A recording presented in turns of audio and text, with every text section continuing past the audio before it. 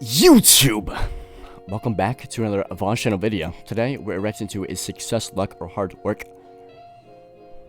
by the V guy, the V man himself. Yep. Also, yes, I am using this song intentionally, of course. Oh no! Okay, there we go. Okay, Juju clearly has his opinions towards certain things, and he likes to express them in certain ways. Anyways, let's watch this video, man. During the COVID lockdown, this headline went viral. Nearly half of men also, I have food. Most of the homeschooling, 3% of women agree. I bring this up not to debate who's right, but because it's a great example of something called egocentric bias. Most people think they do. Okay, before we get too far into this video, let me just showcase what I have for food, right? We have the yogurt. Shut up, Juju. We have yogurt and crackling oat bran. You know, we're gonna... Oh, fuck.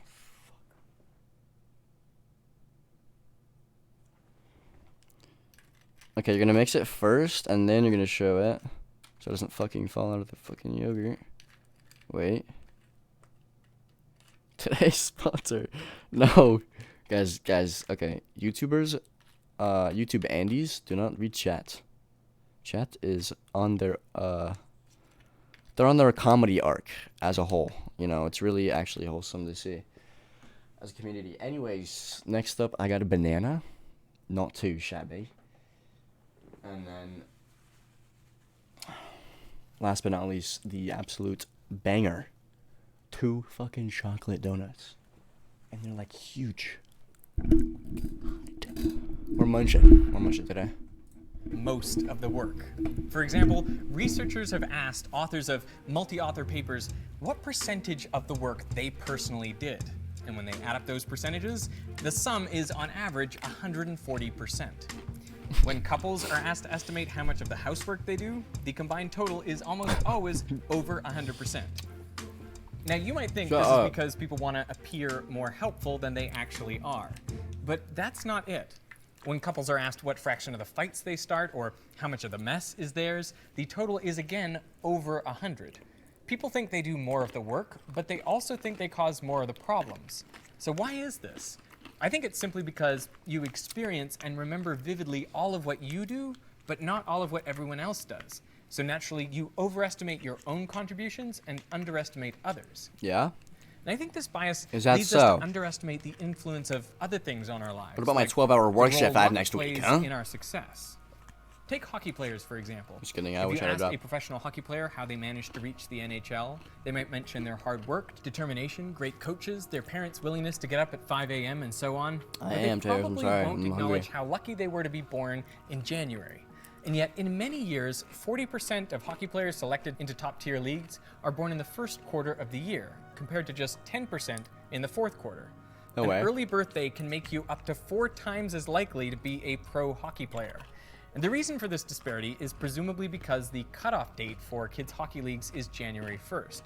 Those born in the first part of the year are a little older, and so on average bigger and faster than kids in their league born late in the year. Now, as they grow up, this difference should eventually shrink to nothing, but it doesn't.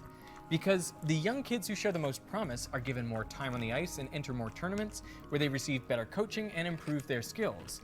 And these advantages compound year after year, so by the time you get to the pros, birthdays are heavily skewed towards the start of the year. But does any professional hockey player feel thankful for their birthday? Probably not. And we are all like that, largely oblivious to the fortunate events that support our success. Probably the most significant bit of luck many of us enjoy is being born into a prosperous country. Around half the variance in income received by people around the world is explained by their country of residence and that country's income distribution. If you were born in Burundi, for example, which has the world's lowest gross national income per capita of just $730 a year, it doesn't matter how smart or hardworking you are, you're really that bad, or are you just exaggerating? Now, many people get offended if you point out how big a role chance plays in their success. And I get it. If we are just a product of our circumstances, then our hard work and our talent seem to count for nothing. People think it has to be either skill or luck that explains success. But the truth is, you need both. Take these 8 track and field world records. All the athletes who achieved these records are obviously world class, extremely dedicated and talented, and yet when they achieved their world records, 7 out of 8 had a tailwind. Now these athletes all had the ability to win a gold medal, but to set the world record required a bit of luck as well. The importance of luck increases the greater the number of applicants applying for just a few spaces. Consider the most recent class of NASA astronauts. From over 18,300 applicants in 2017, only 11 were selected and went on to graduate from the astronaut training program. Now we can make a toy model of the selection process. Let's assume that astronauts are selected mostly based on skill, experience, and hard work, but also, say, 5% as a result of luck, fortunate circumstances.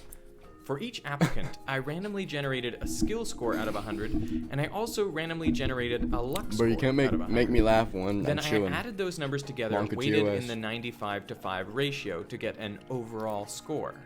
This score represents the selector's judgments, meaning the top 11 by this metric would become astronauts.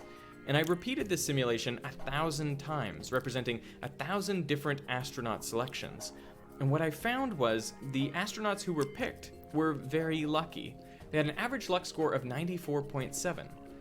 So how many of the selected astronauts would have been in the top 11 based on skill alone? The answer was on average only 1.6.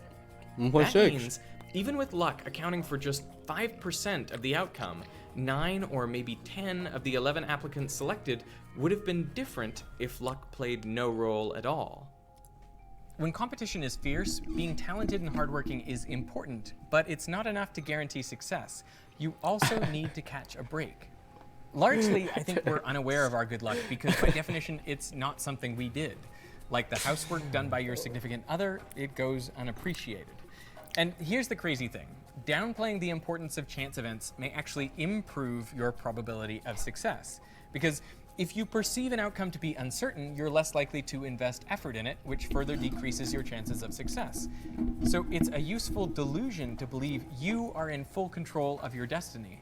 I mean, if I had known how bad I was when I started YouTube, or how much work it would take, I might have given up right then. Welcome to Veritasium, an online science video blog. Now, there may be another benefit to overlooking your lucky breaks, which is it makes it easier to justify your place in society. If you have a lot of wealth or power, you can just chalk it up to your own intelligence, effort, and perseverance. It makes it easier to accept inequality. In one experiment, participants were put in groups of 3 in small rooms to discuss a complex moral problem. And one person in each group was randomly designated the team leader. Half an hour later, the experimenter came by with 4 cookies for each team. So who got the extra cookie? In each case, it went to the team leader. Even though they had no special aptitude, they didn't have extra responsibilities, and they'd gotten their position through chance alone. Once you have achieved a certain status, it seems natural to feel like you deserve it, and all the other good things that come your way.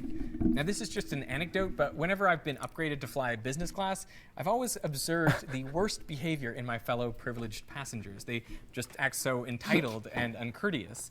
And research has found evidence for this as well. In another experiment, participants were asked to think of a good thing that happened to them recently. And then one group was asked to list their own personal qualities or actions that made that good thing happen. Another group was asked to list external factors beyond their control that led to the event. And a control group was simply asked to list reasons why the good thing happened. Now, for completing this task, participants were told they would be paid $1. But at the end, they were offered the option to donate some or all of the money to a charity. Results showed those who listed their own personal attributes contributed 25% less than those who listed external factors beyond their control. Now, think of what all this means for people in our society, specifically for people in positions of power, like business leaders and politicians. Now, undoubtedly, most of them are talented and hardworking, but they have also been luckier than most. And like most of us, they don't realize just how lucky they are. And this gives them a distorted view of reality. They're kind of living in a form of survivor bias. All these leaders have worked hard and ultimately succeeded, so to them the world appears fair. In their experience, it rewards hard work. But what they don't have is the experience of all the people who have worked hard and failed. So what are they to make of people less successful than themselves? Well, the natural conclusion is that they must just be less talented or less hardworking. You're right. And this perspective makes them less inclined to be generous, to give back. Give back. And they are the ones who set the rules for how society operates. And this is particularly unfortunate since one of the main ways many of us are lucky is in our country of residence. But what is a country except for the things put there by people who came before? The roads and the schools, public transport, emergency services, clean air and water, everything like that. It seems a cruel trick of our psychology that successful people without any malice will credit their success largely to their own hard work and ingenuity, and therefore contribute less to maintaining the very circumstances that made that success possible in the first place. The good news is that acknowledging our fortunate circumstances not only brings us more in line with reality, it also makes us more likable. In a study where people had to read the transcript of a fictional 60 Minutes interview with a biotech entrepreneur, experimenters tried changing just the last paragraph where the interviewee is talking about the reasons for their company's success. In one version, the entrepreneur personally takes credit for the success they've had, but in the other, he says luck played a significant role. Now, people who read the luck version of the transcript judged the entrepreneur as kinder and thought they'd be more likely to be close friends with him than those who read the other version of the transcript. And raising our awareness of fortunate events can also make us happier. You guys are paid actors. To feel gratitude. Personally, I am grateful to Michael Stevens of Vsauce, who on October 7th, 2012, posted the video, How Much Does a Shadow Weigh?, which shouts out my slow motion slinky drop video. And within 3 days, my subscribers had increased by 1/3, and within a month, they had doubled, leading me to quit my part-time job and work exclusively on YouTube videos. Damn. And I'm grateful to the writer of the free newspaper they give out on the trains in Sydney, who didn't quite understand That's actually electricity, sick, though. leading Wait, me to hold on. post this picture of their article to my Instagram with the caption, What's wrong with this picture? And I'm lucky that the first person to answer correctly was a beautiful woman who became my future wife. Yep, that is how I met your mother. Now, initially, I wanted to make this video just to say our circumstances and psychology conspire to make us oblivious to our own luck. And this leads successful people to view the world as fair and those less successful than them as less talented or less hardworking. And this is before you factor in any discrimination or prejudice. But it also became apparent to me that I should talk about what to do if you want to be successful in such a world. And I think the best advice is paradoxical. First, you must believe that you are in complete control of your destiny and that your success comes down only to your own talent and hard work. But second, you've got to know that's not true for you or anyone else. So you have to remember, if you do achieve success, that luck played a significant role, and given your good fortune, Oh my you should god, do what dude. you can. Okay. I'm done. I can't with you guys anymore. I can't even watch videos anymore, dude. Okay.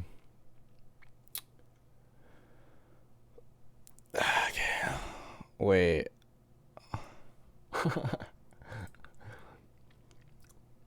Was it in this one? Or was it the other one?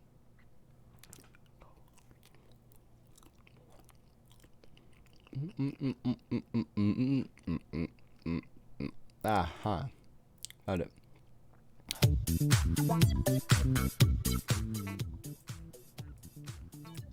I love this video, dude. It's my favorite video. Wait, I gotta end recording for